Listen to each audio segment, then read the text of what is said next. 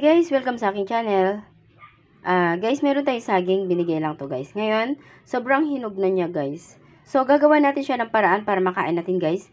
Gagawa tayo ngayon ng maruya or biruya. Hindi ko kasi alam kasi, minsan kasi naririnig ko biruya, tas maruya. Okay, hindi ko alam kung ano yun, basta gagawa tayo ng ganun guys. Okay guys, ito yung ating mga ingredients guys. Meron tayong harina, meron din tayong milk powder, meron din tayong isang itlog, at meron din tayong vanilla guys. Ito guys, okay, mag-start na tayo guys. Meron din tayong brown sugar guys.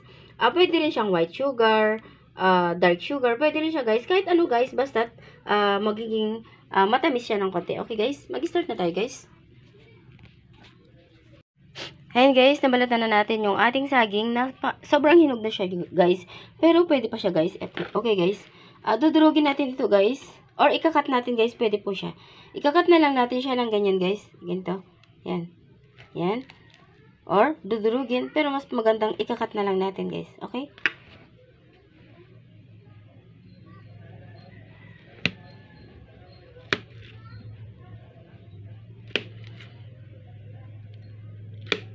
Ayan.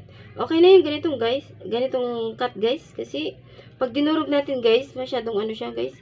Overripe na kasi siya guys. So, ganito na lang gagawin natin. Ikakat natin siya ng ganito. Tapos, iingatan na lang natin siya na iprito guys. Para hindi siya lalong madurog guys. Okay? Okay guys. Nakat na natin yung saging guys. Ngayon ay, imimix na natin yung mga ingredients niya guys. Ilalagay na natin itong ating, ito guys. Ilalagay na natin itong milk powder guys. Ayan. Then, ilalagay na natin yung ating vanilla essence guys. Yan. Paghalu-haluin natin lahat guys. Yan.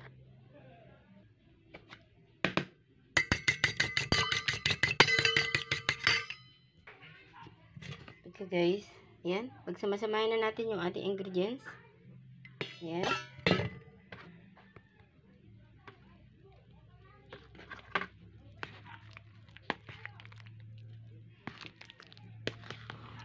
Yan. Saka na natin siya ihalo-halo guys. Okay guys. Ilalagay na natin yung ating sugar guys. Hindi ko na nilagay lahat yung 1/4 na sugar guys. Kasi baka sobrang tamis na yan guys. Okay? Kinontrol ko lang guys. May natira pa konti guys. Ayan. Tapos ito guys. Okay? Mix na natin. Ayan. Diba guys? Kinat natin pero durog siya guys. Kasi overripe na siya. Ngayon naman guys, ay ilalagay na natin yung ating harina guys. Okay. Okay. Ayan guys.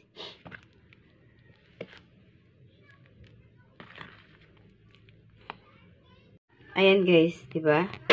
Napag-mix na natin ng gusto yung ating, yung saging. Ayan. Nagiging maruya na to guys. Or biruya. Okay guys. Maglalagay na po tayo. Maglalagay na po tayo, guys. Diba, guys? Konti-konti lang siya, guys. Kasi, ipa-flat natin siya. Dahil, para maluto ng gusto, guys. Yan.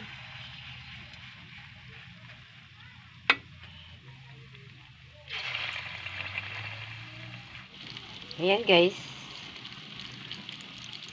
Okay na yung, ito na guys, okay na yung ating biruya guys.